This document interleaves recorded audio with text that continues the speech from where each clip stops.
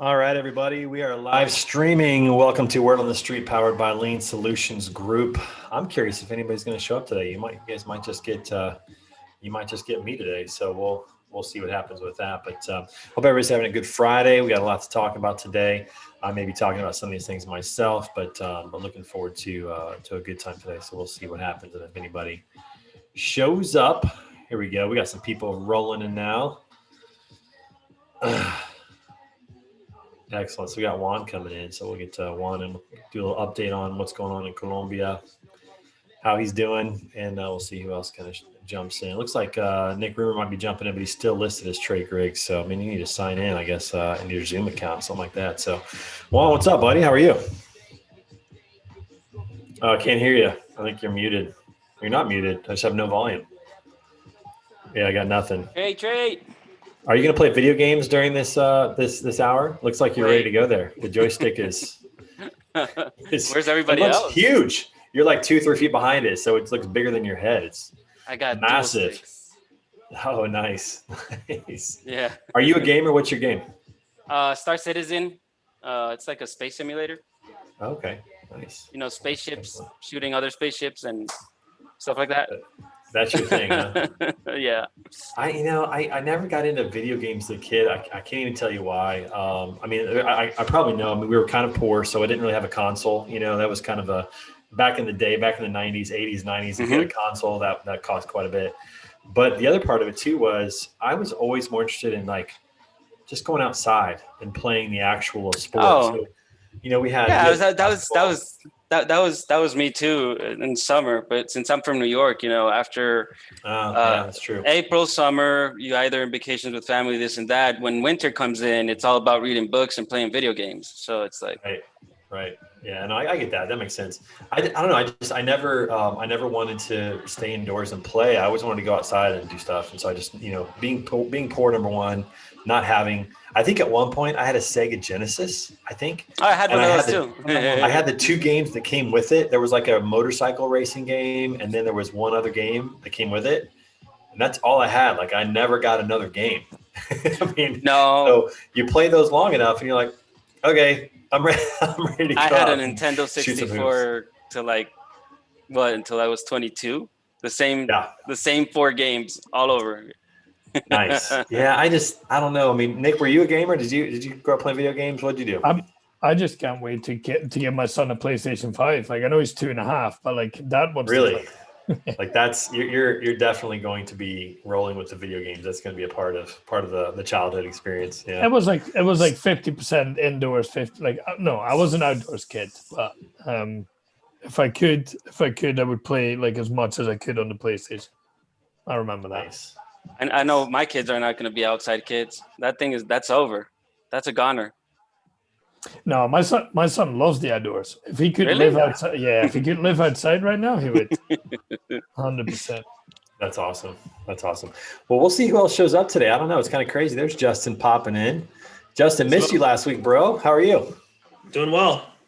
I mean, rarely. I mean, you're probably the most consistent attendee of Word on the Street, I have to say. At least in the last 6 months, I'd say that you're here probably more than just about anybody. So I was like, Justin's not here. Weird. What's up? I didn't know. I told you guys that I was going to Montana. I know, but you know, come on. I remember your schedule. Old age sets in, dementia. I can't even remember my schedule, you know. Half the time I have to look at it like 4 times a day. Like, am I missing a meeting? Is there something going on? Where am I supposed to be? Oh shoot, I fly out tomorrow. Like I need to log into my flight. I mean, there's all kinds of scary moments that happen in that regard. So what's been going on in you guys' week? What's good? What's bad? What's new? How's Juan, I wanted to ask you, give us an update on what's happening down in Colombia right now for the people that don't know. Don't sugarcoat it, but don't make it too bad, bro. You know, I'm very chaotic, right? Like very pessimist. I do know this. People have been throwing rocks. People been killing police. Police been killing people. I do not know why they are protesting because they already knocked down the tax reform.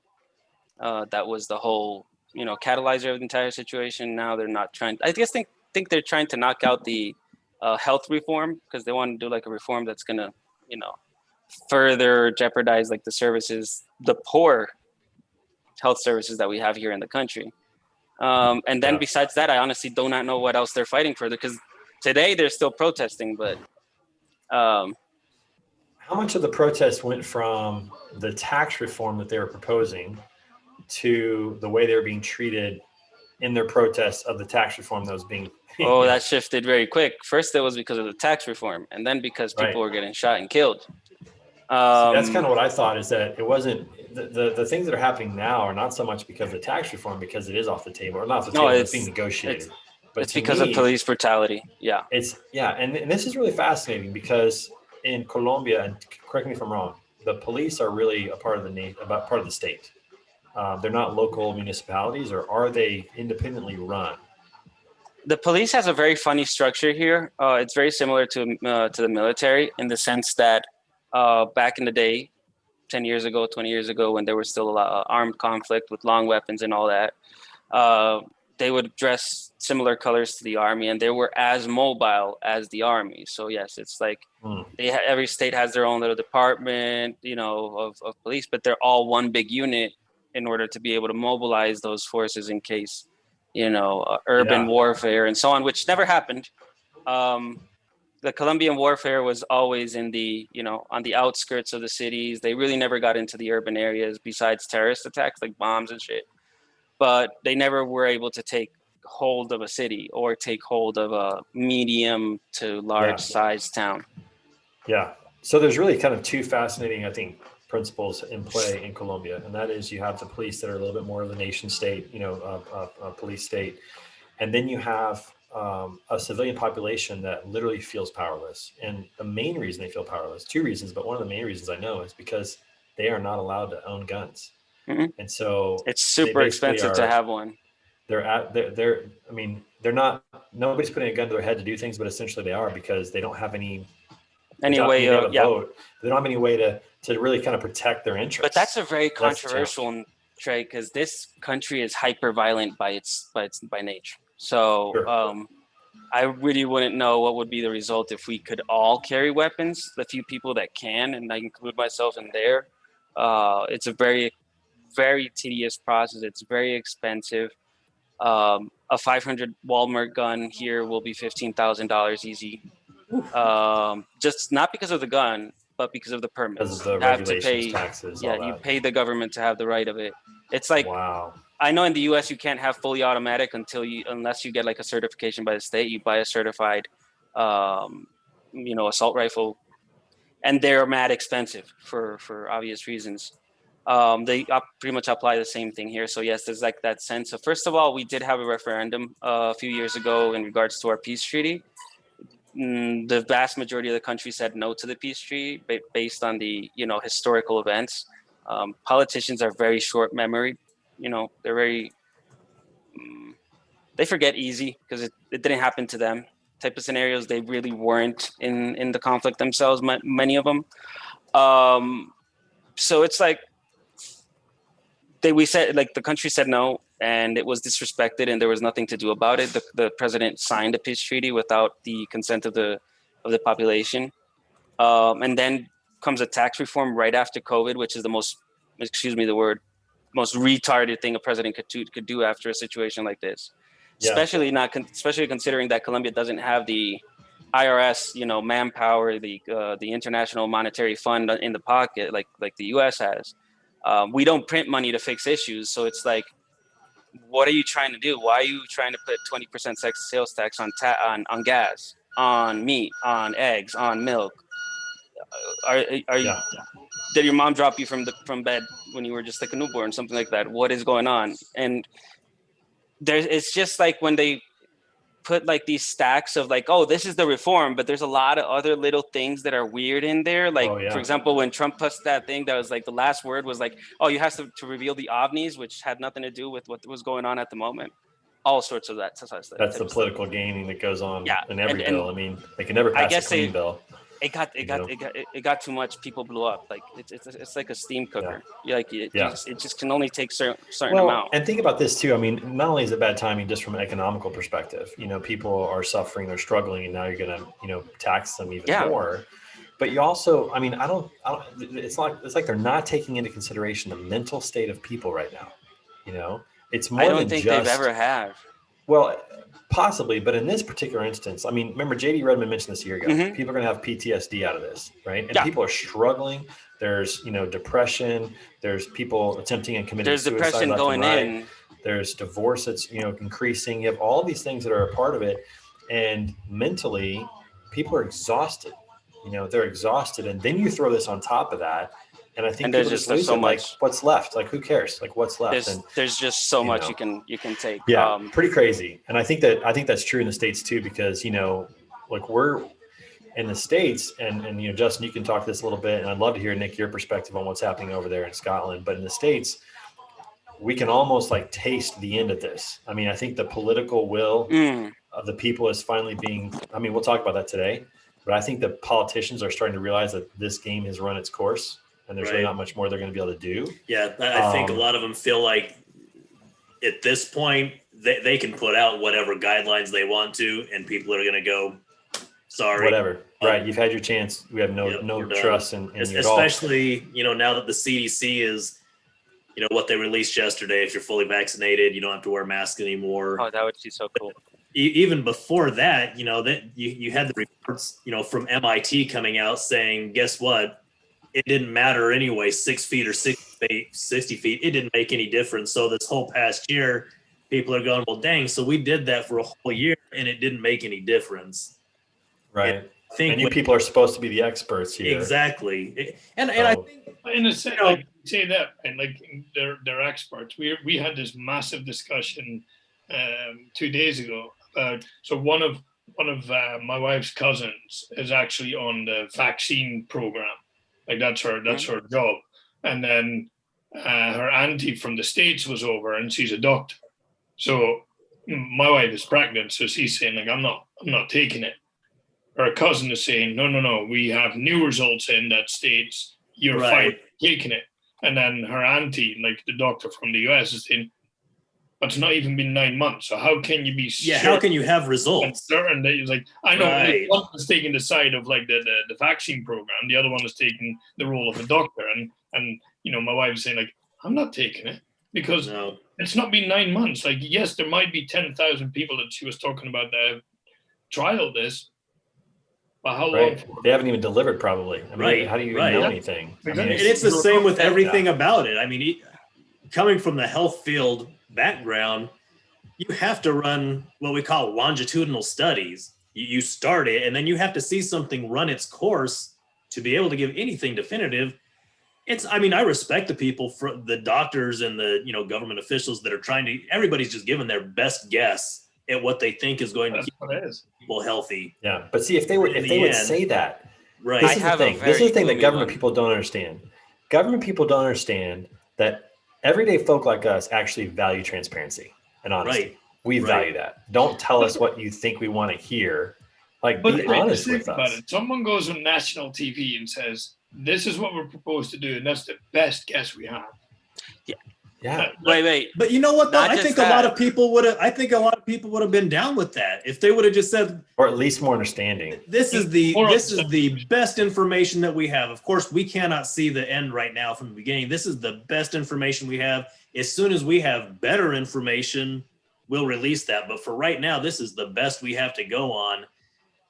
But they didn't. They play it out like, well, we're the experts and we know exactly what's going to happen. I mean, just think about this real quick, and then Juan, you're in.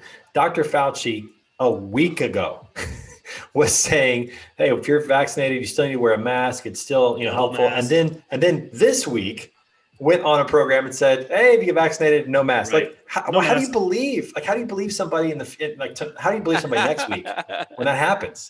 He comes on next week and says something else. You're like, whatever. I'm not listening. Like, whatever. Juan, what are we gonna say next week when you change your mind again? I mean, Fauci is like the worst benchmark you could possibly take to whatever's happening in this situation. I think somebody needs to write a letter to the dean of whatever university he graduated and it says like, "Hey, you missed one. This one escaped." Well, this don't make sense.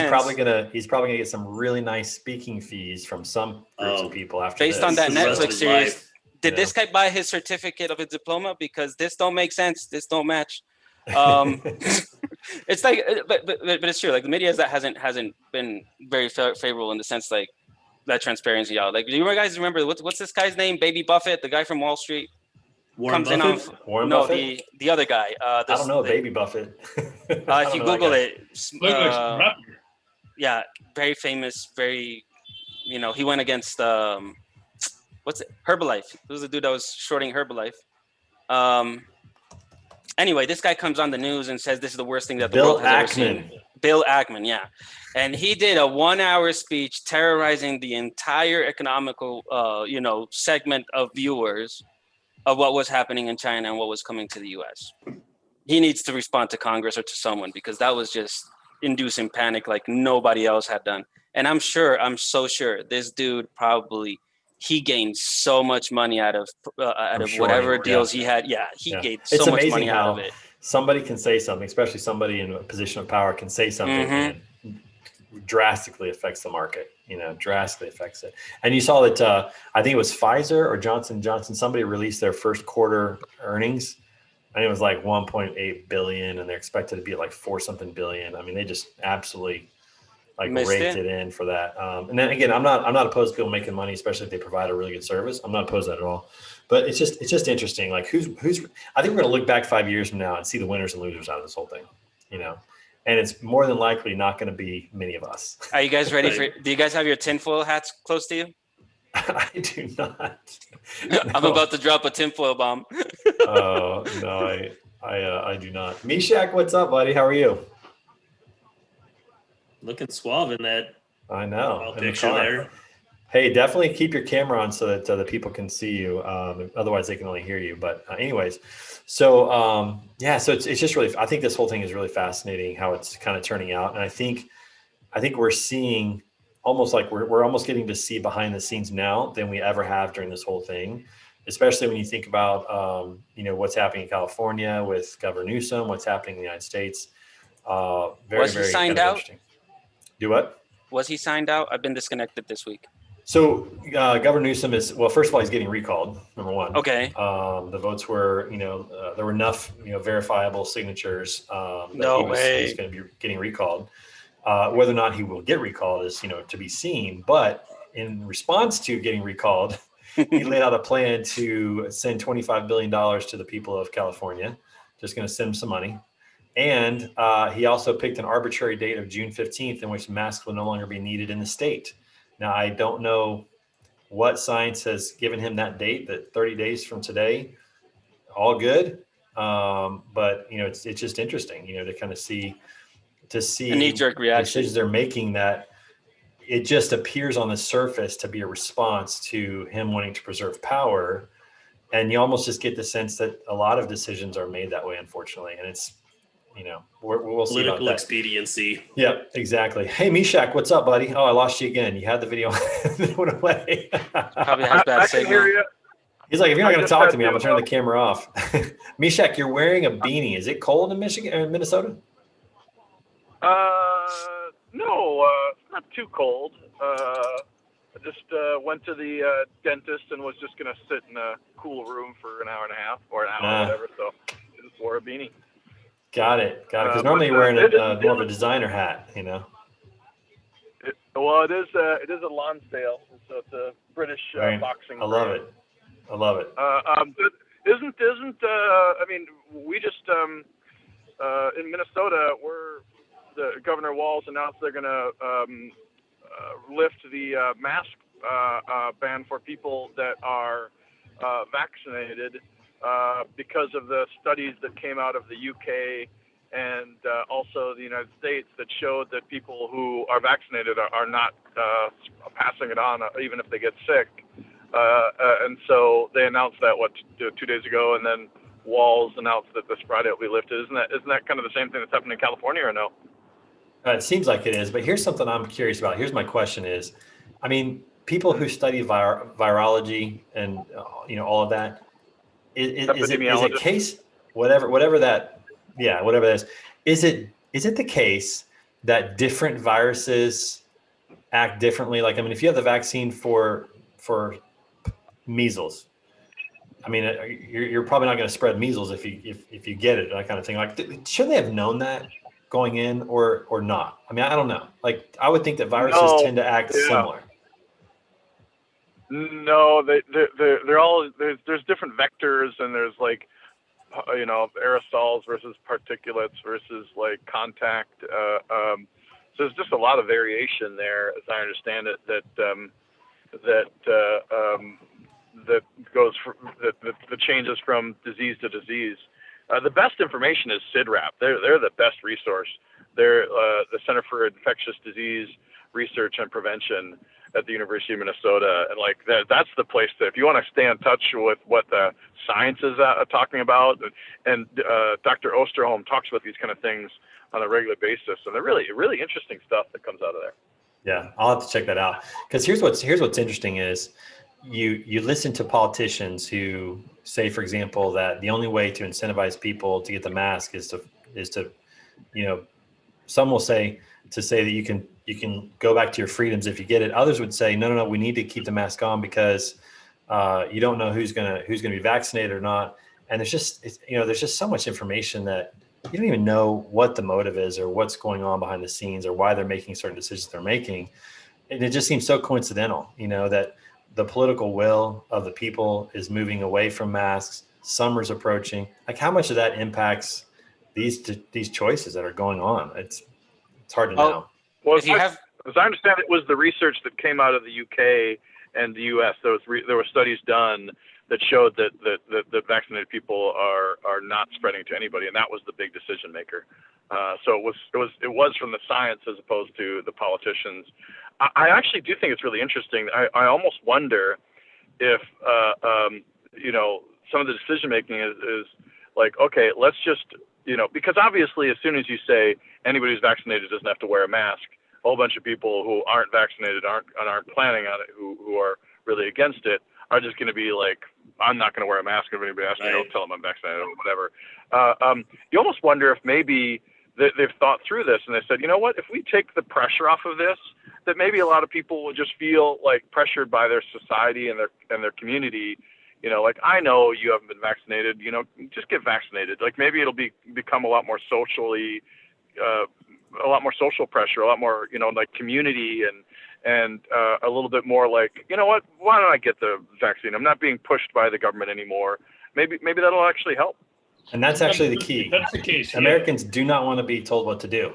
So nobody the fact wants that you to. have, the fact that you have Republicans right now who don't trust the government, and then a year ago it was reversed. The Democrats didn't trust the government. So the fact that you have Republicans that don't trust the government, and then the fact that historically African Americans don't trust the healthcare system, who did they push out there to say this is safe? Democrats and doctors. Like, it's stupid. And then to force people to do it, like the messaging didn't even make sense. It just didn't work. Like, I just think that they don't understand people. I really don't think they understand how people work, because they're in government. They're not in business. They're not in everyday life. People will make choices that are best for them over what somebody tells them to do every time. And if you let people make the choices best for them, a lot of times they'll make the best choice because it's in their best nobody wants interest. to be the leper in town. Right. So I just think they've completely botched. Well, I do this one of the because they don't funny understand how things, people work. unfortunately funny, ironic things that came out a few weeks ago was, talk from President Biden and from some other politicians that they were not going to allow July 4th celebrations. And like, so you're telling me that on the day that we celebrated, independence from tyranny, freedom, you're going to tell us that we can't celebrate that because of your mask mandate? And so I think a bunch of people were just planning on throwing huge protests with fireworks at their house. So that seems to work. A lot of it just comes out you get away with stuff. completely out of touch with their constituency, completely out of touch with people. Like, that's the surest way to get everybody to have a huge blowout party for Independence Day is saying you can't do that. You know what they should have done? Justin, they should have marketed to women and have them do it, because they tend to be, and I'm just not, this isn't it, but they tend to be more rule followers anyways, right? Have them do it and then have them pressure their husbands and family to get it done. That probably would have been a better approach than the government telling people that they got to do it or else they can't go here, can't Well, do that's how that. they've So, done it in other countries. That's smart because that's how they've done it in like in Africa. I know there was certain kind of medical treatments that's how they did it. They really worked with women because I'm not so sure if women are more rule followers as much as they are more comfortable talking about health and wellness, and they generally speaking go to the doctor more often, more regularly. Evidently, I was talking to a doctor, and he said that everybody should actually be going to the doctor at a young age, just like women do. It's just that we've normalized that women do it, and a lot of that concern is for reproductive health. But he's like, the reality is all of us should be doing that because we'd have way more preventative healthcare happening, and like the whole healthcare system could actually be turned into prevention versus like mitigating problems and cutting people apart and all that. That's a whole other problem though. They don't incentivize But do you think- they don't do you think incentivize that's us to do because- preventative. They incentivize us to, There's 90% of guys on the call, right? Don't you think that right now, and I'll speak for myself, but like if I go to the doctor, it's almost seen as weakness or there's something wrong with you. And if you go like as a preventive solution to go to the doctor, no, there's nothing wrong with me. Why would I go? Yeah. You don't hear a Men lot of tend guys to walk getting- it off. Like you wake up with a physicals. horrible pain in your chest, you walk it off until eventually something happens. My mom I think has there's to truth push to his. that. My mom Right has on. to push my dad to go to the doctor. Like she has to take him there, drive him there, and walk him I through don't the go to the door. doctor. I should, but I don't. Like, That's the advice that you get. Just walk it off, right? Yeah. Don't worry. well, think about this. We But grew on a up our note- whole life being told to walk it off, rub some dirt on it, Rub some and dirt then when on we it. when we do get a physical in high school, it's the most awkward, uncomfortable thing ever. It's in a gym. You got to drop your shorts. Like it's just weird, right? So the idea that you're going to like voluntarily go to a doctor to do this is not something that they promote among young men as they're growing up. That's for sure. Yeah, and I tell you, I guess I'm guilty because just like a little over a year ago or something like that, I got stung by a yellow jacket on my leg, and my leg was just kept kind of puffing up, and it kept getting stiffer and stiffer, and it was like actually kind of hard to walk a little bit. But I was like, whatever. I had this happen to my arm for a yellow jacket several years ago. Like whatever, no big deal. And I posted on Facebook, on Instagram, side by side, and multiple friends of mine, I think all women who are either doctors or nurses, said you got to go to the ER immediately. And I'm like, what?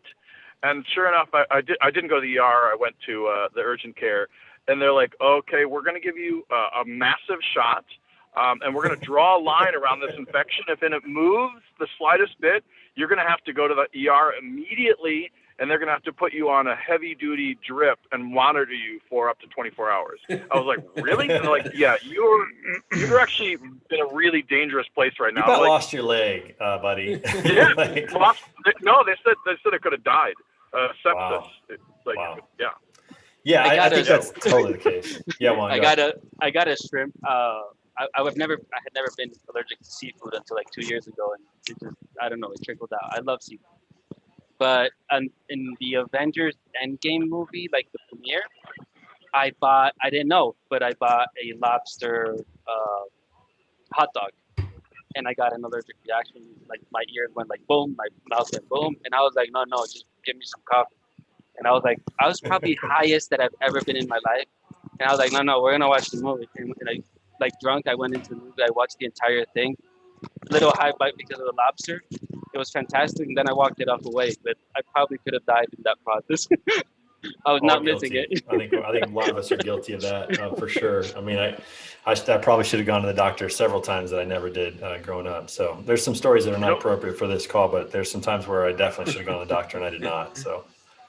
Yeah, You want to hear that's what it works. something that I think is kind of hilarious, like Darwin Awards, kind of a guy who was deathly allergic to shrimp heard that you could collect cicadas and stir fry them like shrimp, and he ate like 20 or 30 of them, and he died because he didn't realize that like if you're allergic to shrimp, you're also allergic to eating bugs.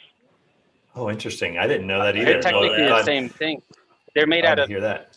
chitin. Is it? Chitin. Same. Yep. Yeah. Same Oh. component. Interesting. So Basically, lobsters are sea Well, cockroaches. I don't eat a Let lot of that sink in. lobster, and I'm definitely not eating cicadas, so Yeah, I'm good on that I'm front. not for too sure. worried about either of those options. All right, so real quick, we're gonna wrap this Hey, up with a Raquel little poll. just I stuffed a want to get your cicada in her feedback. mouth just now. She might have. And by the way, welcome Raquel. Welcome Rob, Greg. Good to see you. Hello, Diana's hello. rolling in right now. Thank you. So Thank she's, you very she's much. getting here. But go ahead and let's take this poll. We're gonna listen to who are we listening to? I don't know. I'm into a little hip hop. We're listening to DMX. We'll kick back to that. It's just a hip hop track this time around. So it's for you, Diana. Lose my mind. Up in here, up in here. On a note, Yeah. I had this one for Justin talking about constituents and the gap between politicians and their constituents. Just remember January 6th, they were running away from their constituents. Never forget that. If they had nothing to hide, what were they going to run from? But, you know. Very interesting. Very interesting. We'll see what happens with that. But excellent. By the way, we've got a little shout out to Dads of Girls Apparel. I'm wearing my swag today. To Daryl Mathis and company. Great stuff. If you want to go check that out, I think there's actually a coupon code that they'll give you 15% off or something if you mention my name. I don't know. I'll have to get him on the show again and figure that out. But here's my first coupon code. So I was pretty excited. I feel like I should do some social media blitzing for him or something like that. Rhonda, what's up? You're in an office today. Or at home. Oh, are you muted? I can't hear you. Got nothing. Unmute that microphone. Nothing. Yeah, no volume for you. How about now? Technical difficulties today. Okay, There now we we hear go. There you are. Sorry. Yeah, we had a case of COVID in the office, so we were all forced to work remotely. And I tried to get on at 10 and I'm just having internet issues. So sorry about that, but I was listening. No worries, no worries. All right, well, let's talk about this poll real quick. I wanted to get your thoughts on some of this in terms of the science, which we've already talked a little bit about, but we'll just get the polls out of the way. Number one, were you surprised by the CDC recommendation that fully vaccinated individuals will no longer need to wear masks indoors or outdoors? Split evenly. 4 yes, 4 no. Interesting. 2, in your opinion, which factors went into this decision for the CDC? 3 of you put the science, 4 of you put political pressure, loosen restrictions, and 1, summer is quickly approaching. I think a little bit of all of that could be said on that. Obviously, we talked about the science a little bit earlier. I do think there's political pressure, and I think they're starting to feel it. And of course, with summer approaching, I mean, good luck. Some people are just going to do what they're going to do outdoors, especially. I mean, when you think about this, you watched the Wells Fargo Championship last week in Charlotte, North Carolina. Full fans, no masks. You watch that, and then you wonder why, you can't go to the park without a mask if you're living in California or something like that. Like it's just not consistent. I think people are kind of getting tired of it and fed up with it. Makes you Number 3. question the research too. Makes you It question makes you everything. question everything. There's no Everything. consistency. Yeah. We Yeah. talked about that. There's actually, so in Deuteronomy 6 in the Bible, it talks about how you know if somebody's a true prophet. And guess what? They only have to miss one time. If a prophet misses one, then they're not a prophet, because how are you going to trust them in the future, right? And that principle is true here with government. You have government that, when they say one thing and then a week later they come back and say the other thing, it's really hard to trust, And I think overall, whatever the reasoning is, it's hard to trust because you just don't feel like they're transparent moving forward. So I think we're seeing a lot of that. Question 3, does this change in guidance impact your decision to become vaccinated? I'm curious about this because we talked about this with Mishak a little bit. When the government tells you to do something and you got to do it in order to get your freedoms back or something like that, that's not a winning strategy. And now that they're loosening it, they haven't fully loosened it for everybody, but I just wonder if they took the mask mandates completely away, would that impact? We're not quite there yet. So does this change impact your decision to get the vaccine? 5 of you are already fully vaccinated. None of you that this makes you more interested in getting vaccinated. 1 of you makes you less interested in getting vaccinated. Interesting. And 2, no change at all in terms of either getting vaccinated or not. So interesting about that. Who is it that, if you don't mind sharing, who chose that it makes you less interested in getting vaccinated? Anybody want to share? Ray, you may have to mute Meshach. I think he thinks that he muted, but he stuck his phone in his pocket or something. Let me see if I can mute him. Well, I'm trying to mute him. Nah, got nothing. How about this? I'll just put him back in the Holding in room. the attendee room. That's right. We'll just throw him back there. Maybe Zoom is not my friend right now. I can't click on any of these buttons. I'm clicking on them, but nothing's happening. So we'll just see what happens in that regard. Question, or does anybody want to share? Makes you less interested in the vaccine? I think there's going to be a lot of people like that. Who are just like, well, whatever. Come on, Tucker Carlson. Who are you? Yeah, who is it? Who is it? Number 4. When will Americans in mass stop wearing masks? And I'm talking like all together, vaccinated or unvaccinated.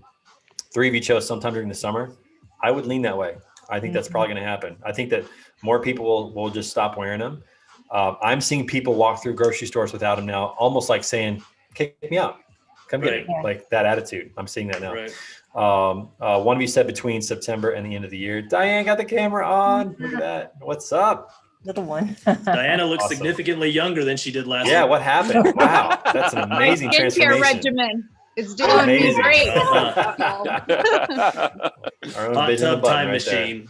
The ball was Awesome. your grandma in cramps. Oh, okay. It probably was. I'm here. Awesome. Good to see you. Glad you got the camera on. Okay, so then one of you put between September and the end of the year. So that's 4 of you, half of you that say before the end of the year. 3 of you say early 2022. Really? I would not have thought that many people would be in 2022. 4 of you are in 2022. Somebody give me a reason why 2022 is what you think is going to happen. Because you're saying overall, it says will in mass. I'm one of those just because there's too many different rules in the different states. If you're from like, let's say Missouri or California, for example. So I just think that overall there's just not enough similarities between how it's being treated and handled. And I talked to a couple in Texas last week, and they're coming up here for a wedding, and they're like, well, the COVID thing's been over for 10 months here already. So. Right. They I just wonder basically- though, with the summer, I think people are going to be less inclined to wear them in the summer. This summer, especially than last summer, when they go outside, when they're going places, they'll forget about it. Here's a phenomenon I'm noticing, because I go to a lot of restaurants with clients and with other people at Lean. Here's what I'm noticing: you walk in the restaurant with a mask on, you sit down, take it off. You finish your meal, you go to walk out. Guess what? No People matter. aren't even putting their masks on to walk out. Like I think they're just fatigued. I really do. I think this summer the tide's going to turn, and there's going to be actual pressure for people to stop wearing it. That's what I think is going to happen. Just because it's summer and people are going to do it. Right or wrong, I think it's going to happen. I agree. to that. I don't think agree. that's wrong. I think what we're going to see though is that we got a sneak peek of what the plan for our school is next year. And they said, we're going to have all the kids back in. It's going to be full day. And, they kind of went over things that will be different, and then things that will be the same they are going to be expecting masks. So I think as it gets back to schools, the kids are going to be wearing them in schools. And then at least for me, trying to keep them, keep them following the rules so that they don't get in trouble at school. So we'll do a little bit of that. And that's why I was the one that said summer of 2022, because after next year's school year is, I think, when it'll kind of across the board be people. Yeah. Yeah. Here's something really fascinating is I saw there was guidance that was confusing that said, if you're vaccinated, fully vaccinated, you don't have to wear a mask or something like that, but if you're fully vaccinated, you don't have to wear a mask, but your kid still does. And somebody's like, so I can take my mask off, and my kid, who you say does not transmit these things as much or have problems or healthy, has to keep wearing a mask. How weird would that be to walk around as a family without your mask on, but forcing your kids to wear it? I don't think families are going to do that. I just good don't luck think that's getting going the to kids happen. good luck getting the kids to keep them on when Right. when you're not even having. And what happens in your neighborhood, right? You go outside with your neighbors. Is anybody wearing a mask out there? Are kids playing without a mask like all the time? It depends. Like that's, I've never seen kids in a neighborhood with masks on. I've not since probably June of last year. We tried it. We tried to social distance them as long as. Good luck. Well, the distancing doesn't happen, but we've got a couple, couples in the neighborhood that we'll hang out with, and their kids will have masks on. Some do, some don't, and it's maybe it's the state you live in, like we said, like Missouri. Yeah, it's different than maybe Illinois. So it's fascinating. Yeah, Rhonda. I'm more concerned for the kids about their emotional state with these masks. Yep. You're in the anxiety and confusion. Not seeing people Not smile knowing, at them. yeah, not knowing Right. who to Yeah. trust. So Yeah. anyway, Yeah, I think I think those are going to be bigger issues than people think. I made that decision at church the other day. At church we're supposed to wear a mask in service, but Naomi was up performing on stage, and I said I'm not going to wear my mask while she's performing. I'm going to smile so she can see me enjoying her perform. Like I'm not going to do that to her. Not going to do that. And when we took pictures afterwards, I waited till everybody was off the stage. And then we went up on the stage and I said, take your mask off. I'm going to take a picture of you without a mask because 5 years from now, I don't want a picture of you in a mask for this event. Right. So I just think that that's the mindset that many people have. It's a delicate issue. I get it. It's delicate, but I just don't think it's going to last beyond this summer. That's just my thought. I think they're going to change those requirements, Greg, before school next year. I could be wrong, but I think they will. No, I agree with you, Trey.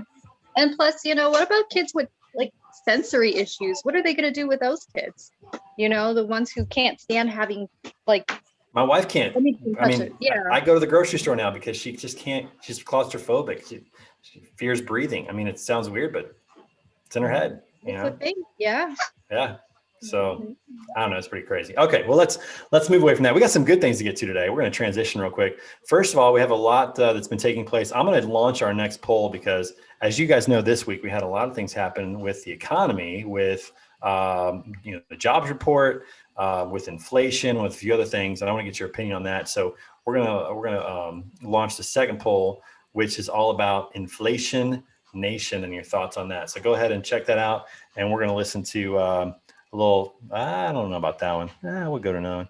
How about a little Ying Yang Twins, a little salt shaker? It's been a while since I've heard that one. All right, here you go. Go ahead and take the poll. I'm gonna launch it right now. You guys are good to go. Yup.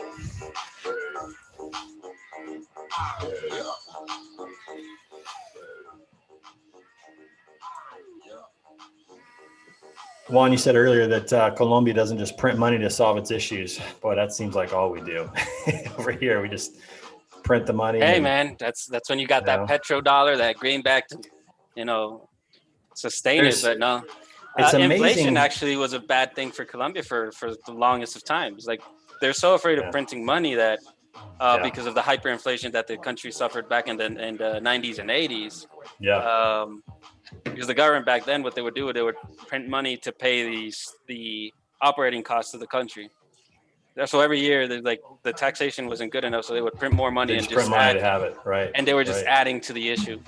I would say this: I'm not a monetary policy expert, not even close. That's just way above my ability to comprehend. But I am amazed at how many people don't understand what printing money does and the value of their dollar. And the fact that, hey, if you make $100,000 a year, you effectively probably now make 95 or 90, without any change. You just do the same job, your money's worth less. I mean, you look at the price of wood that's gone up, you look at the price of other goods, bread, eggs, everything that's gone up. I mean, gas, we'll talk about that in a little bit. We're back to 1950s level, isn't it? What? Gas prices back to 1950 levels, like in the shortage. 1970s actually. 1970s, yeah, late 70s. From the shortage perspective, for sure. But I'm going to show you guys a screen here in a minute that may kind of blow your mind. But yeah, I'm just amazed at how people don't understand that the government printing money and giving it to you doesn't mean that you're better off. It means that you're actually probably going to be able to buy less with that money. It's I don't know. It's very, very, very hard that people don't understand that. But anyways, all right, we're almost done here with the poll. Mishak, you saying inflation will be last in transportation, or was that earlier? No, that was he put that up before. Oh, that was earlier. Okay, cool. I just saw that in the chat room. So very good. All right. Okay, let's go ahead and share this. Whoever's last, go ahead and finish that up, and we'll share this poll real quick. Might be Mishak since he's driving. Probably shouldn't be taking the poll. All right. Let's share the results. Here we go. Number 1, are you concerned about inflation? So 4 of you say yes, 2 a little bit, 1 no. Okay. Need to be more persuasive than I guess on my argument about inflation. Somebody's a no. I like strong dollars. Well, you like strong dollars? Yes, I do. Define concern. I mean, at the end of the day, buy a Bitcoin. Regardless what happens with inflation, and maybe this is just me saying it so that I can feel better and sleep it easier at night, but you've got people who are going to do well. You've got people who are going to do not so well. And if you perform whatever your job is at a high level, regardless what happens with inflation, you'll be okay in the long run. Yep. Yeah. I agree. Well, as long as your employer recognizes that and gives you a raise so that you can buy the same stuff you bought last year. If they don't, I agree with Greg. the thing that concerns me about inflation is not the inflation itself. It's the things that drive inflation are overall, government direction, consumer confidence, things like that. So to me, it's the bigger picture around inflation and the things that are allowing it to happen. Not just that we're going through a little, because inflation goes up and it goes down and we weather those storms. I get feared that the tide turns a little bit on, reduced government fiscal responsibility. And the longer that goes on, that can drive bigger and bigger impacts. Well, you're right. And I guess my thought is the rules of the game may change, right? And that's kind of what you're talking about there. The people who are good at adapting to that and the people who are capable of, and I'm going to sound very arrogant here for a moment, but I think I do my job pretty darn well. And I think that if I'm in a position where, if inflation happens and everything goes up and my money's worth less, I have the ability to then, if I need to go out and find something new, I can adjust it, right? I can do what I need to do in order to make sure that at least me and my family are okay. Now, looking at the big picture and society in general, it probably is going to be a larger impact. But as far as what I'm thinking about every day and every night. So here's my contention on that, because I agree, you do your job well and you're going to be fine. But I believe that the majority of people working out there are not that way.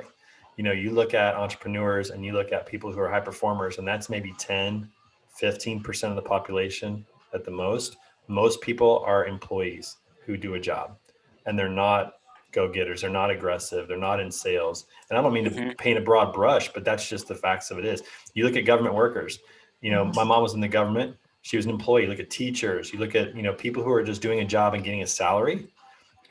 A lot of them don't know how to change their stars. They don't know how to make more money. If you're a teacher, you can't make more money until the union or whoever negotiates a better salary for you. I just think there's a large swath of people, unfortunately, who don't think the way that you think in our country, in any population in general. That's why you have the 1%ers, the 2%ers, business owners in this country, 6% of people are entrepreneurs. Why is that? Because only 6% of the people think like an entrepreneur and have the guts to give it a shot. And then you have people in sales. Think about a company, 100 people in the company. How many people are doing sales? 5? I think that's actually one of the most scary positions to be in, because which one? From the entrepreneur perspective, business owners, like if it does get out of control, it does get out of handle and it wipes your business out, just like what happened with many business owners during COVID. Yeah.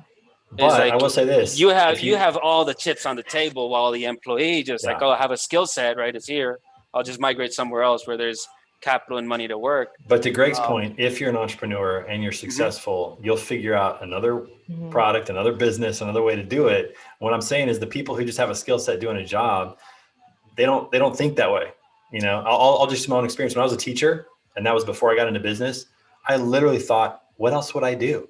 Or how can I make more money as a teacher? I could coach games, but then I'm gone all the time. Like I didn't see the world the way I see it now.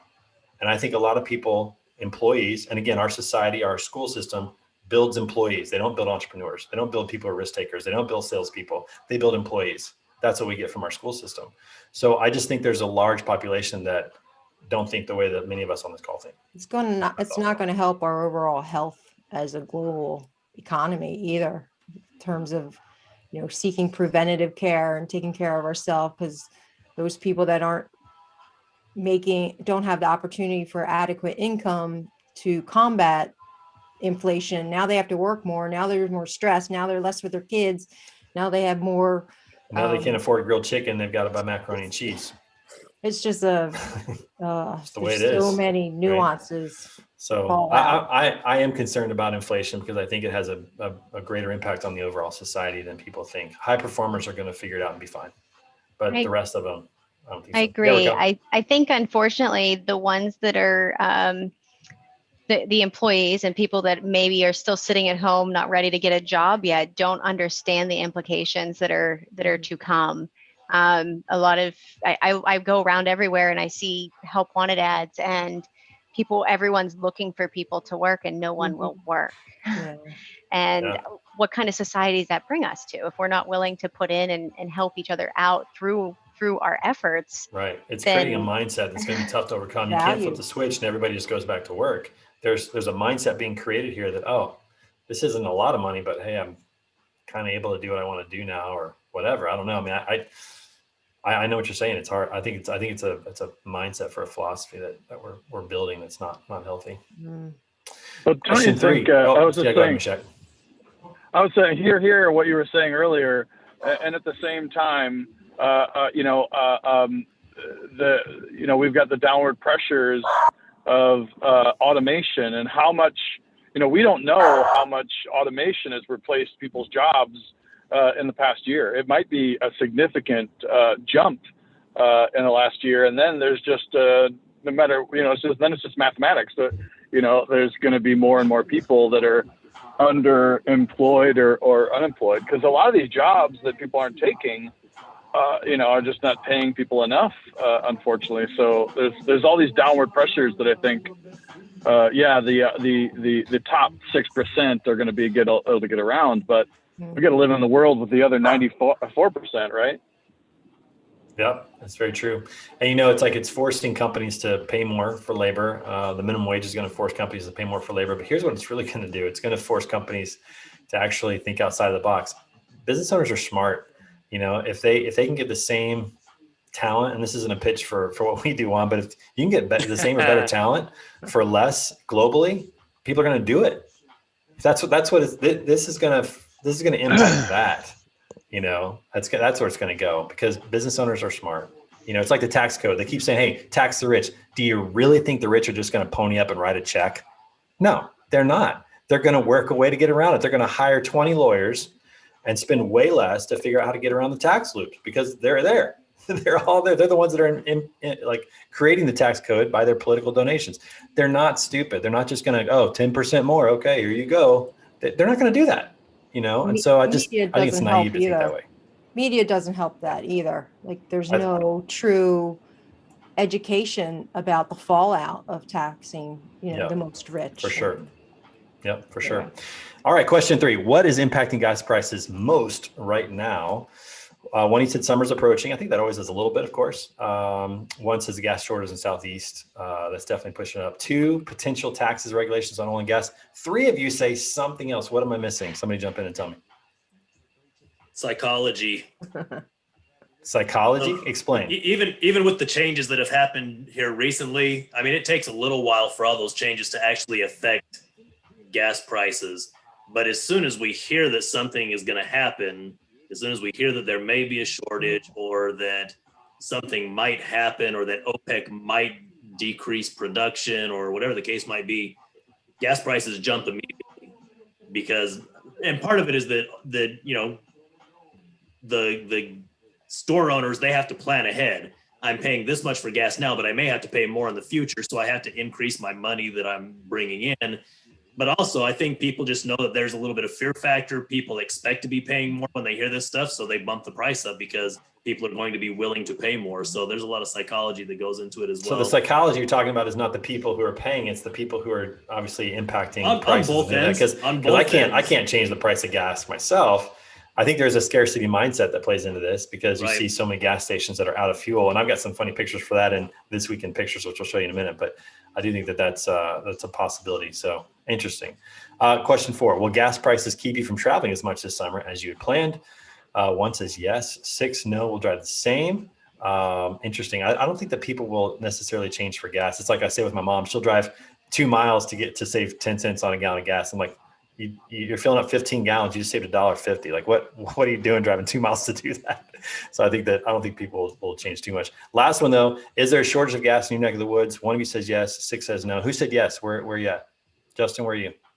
Alabama, Birmingham. Alabama. Yeah. So in my little suburb, there's no, now luckily I drive a diesel and there's still diesel, but there's no gasoline in any of the stations in my suburb. Interesting. Well, curious fact is that the Brent oil price index has been going up for the last year. And I think it's been very silent. It's something that's nobody noticed.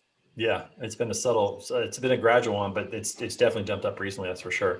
All right, so we're gonna transition real quick. We're gonna finish the segment today with This Week in Pictures. We got some good ones for you this week, and so let me go ahead and share my screen. We'll talk about that. The first one, of course, is the debut. Here it is, the debut of our own Aaron Smedic on Hold My Beer. We're talking freight. She got to be on the show this week with TJ at Circle. So sad she's not with us today, but we want to give a shout out to Erin. And if you haven't watched it, go back and watch that. It's some pretty good content, which is great. So here's the picture that I was going to tell you guys about earlier, and this is Will Jenkins, by the way. If you don't know him, he's on the show as well. Here's the next picture that I wanted you guys to see, and that is the national average of gas prices. Check this out. It's currently $3.04 per gallon. A year ago, $1.87. I mean, that's a significant bump. That is a significant bump nationally. A year ago, we were like hard lockdown. I think that something very similar to what happened to the container and the sea freighters is happening, which is they didn't think this was going to turn on so fast. And a year ago, nobody was buying gas because nobody was going anywhere. Yeah, well, I mean, but that price was pretty consistent for for the 12 months leading up to that as well. It really didn't go above $2 a gallon for a long time there. So even with without the pandemic, the gas prices were lower. But I mean, that's almost I mean, somebody do the math real quick. It's almost, what is that, 70% increase, something like that, year over year. So Justin, you can do the math. All right. So this is what it's leading to. So I thought you guys might enjoy this if you haven't seen this. So people are filling up their buckets and jars. Bye, Raquel. Good to see you. Bye, Raquel. Can you imagine going to your wife and saying somebody putting them in trash bags? Yeah. Yep. Plastic Trash bags and tying them tight. I can't imagine going to my wife and saying awards earlier today. There's got to be something come out of this. Oh, this is huge. Oh, wait, just wait. You just wait. I got a better one from this. But I can't imagine going to my wife and going, "Hey, can I get some of the Tupperware real quick? I'm going to the gas station." Right. I need to, and I don't see any lids. Maybe there's some lids I'm not seeing, but I don't see lids. I don't see lids. What? I don't know how this can happen. But I see a splash coming out though. You see that splash? Right. Yeah, exactly. But it's better than this. This guy putting fuel in a box. Joe, come on. You can just see it's leaking out. Oh my gosh. Did you see the guy last week? Somebody posted a guy with a Tesla trying to find the gas cap. I've seen those before. Oh, I saw this. I'm like, you've got to be kidding me. Why? Cardboard box. Absolutely nuts. Oh my gosh. All right. And then on a feel good story, we're going to end with this one. So for those of you who don't know, this is Amy Bockerstedt. She has Down syndrome, and she is the first person with Down syndrome to get a college athletic scholarship. She plays golf for I think it's Pimo State Community College, junior college. And this week, she became the first athlete with Down syndrome to compete in a national championship. Now, with that being said, I want to end today by sharing this story with you because I think that that it's worth noting. And so let me pull this up. we're gonna end with this. If you can stay a little bit longer, you're really gonna enjoy this. This is gonna make your weekend here. But I want to show you. Let me pull it up here. Where is it? No, not that one. Where are you? Here it is, right here. Okay. Oh, I don't know if I shared the volume. I got to share the volume. Sorry. One more time. Here we go. Share the sound. And here it is. Okay. So I'm going to go ahead and share this. And I want you guys to check out her story. And then I've got one more video. So just to put this in context, this was 2 years ago at the Waste Management Open in Phoenix. And her dream, her wish was to meet a professional golfer.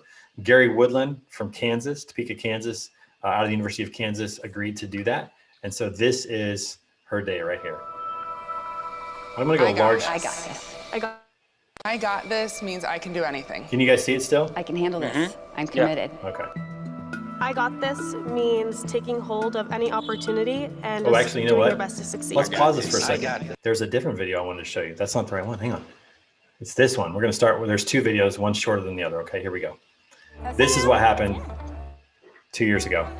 What's he doing? How are you? Are you Amy? Yes. Give me a hug. I'm Gary. Nice to meet you. Nice to meet you too. I hear you're a good golfer. Yes. You are? You want to come with home with us? Yes. Come on, let's go. Hi, I'm back. What's your name? Amy. Very nice Joe. Nice to meet you. Nice to meet you. I heard you're a heck of a player. Yes. Awesome. You want to hit a shot? Yes. You do? Yeah. All right, let's do it. Oh! I love this. Just waving to the people. You want your golf shoes? We got your clubs right here. Big focus, all right? This is her dad right here. I know. They love me. There you go. Ball? Nice to meet you. Ready? do it. Yeah. You need a tee? So all these fans, Alright. par 3. Flag right in the middle? Yes. You got this, kiddo. Yeah, I got this.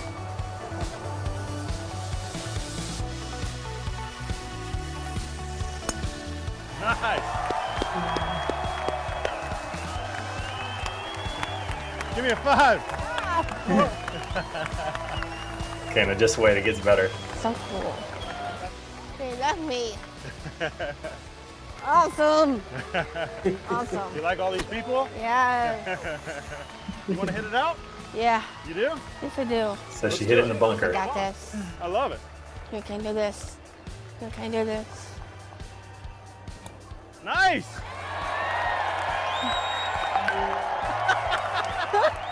Just wait, it gets even better. That is awesome. Let's go. Let's go putt. We're going to make Okay. this. Yeah. That is so good. Awesome. Thank you. That was fantastic. Thank you. Wait, That's amazing. she's almost there. What do you think? Going a little left? Yeah. Why don't you go ahead and make that? Okay. I got this. You got it? Yeah. Let's do it.